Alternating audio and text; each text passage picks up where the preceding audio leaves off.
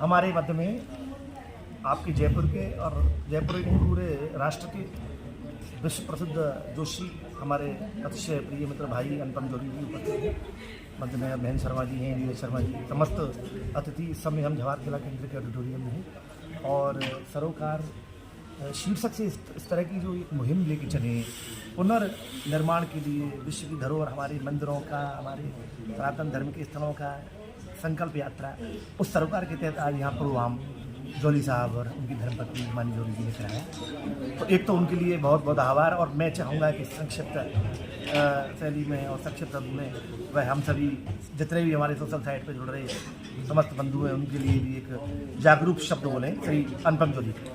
निश्चित रूप से ये जो संकल्प है, अगर हम बात करें मंदिर की, तो हमारे संसार में खासकर भारत के अंदर हमारे मुनियों ने जो मंदिरों की कैलकुलेशन की थी और वो बहुत सिस्टमेटिक की थी, जिनको आज भग्नावस्था में पड़े हैं। इसका छोटा सा एग्जांपल देता हूँ, 2 एग्जांपल देता हूँ, आपको अच्छे लगेंगे।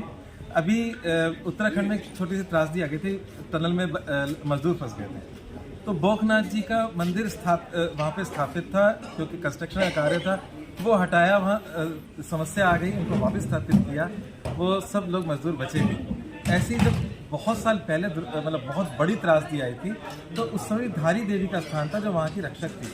उनको हटाने के बाद इतना बड़ा जलजला आया था, वापस उनको वहाँ स्थान दिया।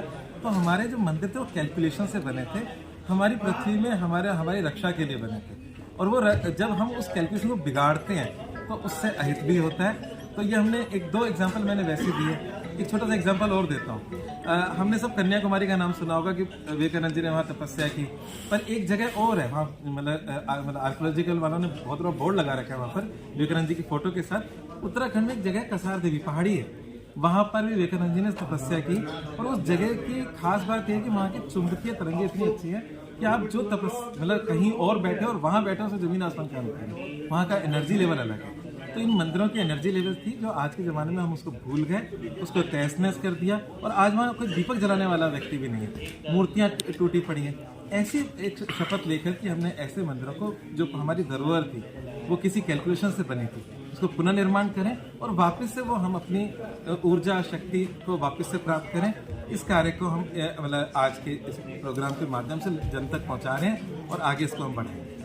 बहुत ही अच्छा कार्य हमारे भाई अनुपम जोली जी ने उठाया है और युगल दंपत्ति आप उनके साथ में इनकी सुपुत्री वो भी किशोरी, वो भी एक माता पिता के पचन्नों पर चलते हुए उनके कदम से कदम मिलाकर कार्य कर रही है। बहुत बड़े सौभाग्यशाली माता पिता है। इसमें मैं बोलना चाहूँगा, खगोल जी जैसे जो संत महात्मा है, इन सबके आशीर्वाद की वजह से ही कार्य होगा।